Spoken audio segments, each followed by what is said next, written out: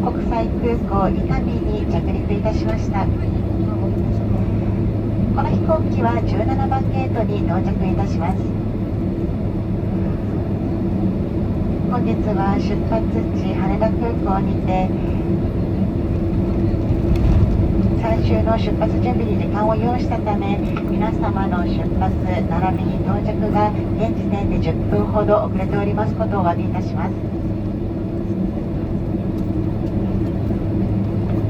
遅れているところ大変恐縮ではございますが、飛行機が完全に停止し、シートベルト着用のサインが消えるまでシートベルトはそのままお締め置きください。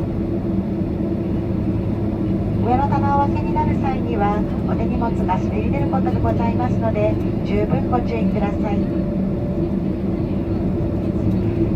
ただいまからすべての電子機器をご利用いただけます。またお降りの際には携帯電話などのお忘れ物をなさいませるよう、お座席周りを今一度お確かめください。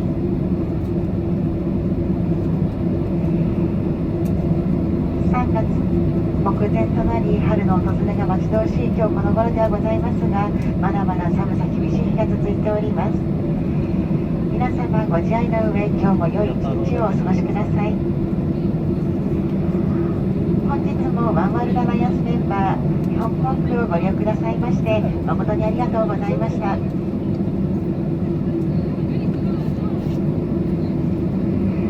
まもなく駐機場に到着いたします。シートベルト着用のサインが消えるまでシートベルトはそのままお締め置きください。今期の際はファーストクラス並びに前方のお客様よりご案内させていただきます。皆様どうぞごゆっくりお支度ください。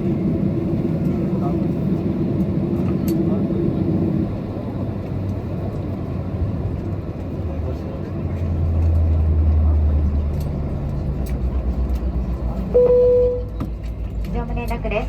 客室乗務員はドアモードをマニュアルに変更し、総確認をしてください。This is for cabin crew.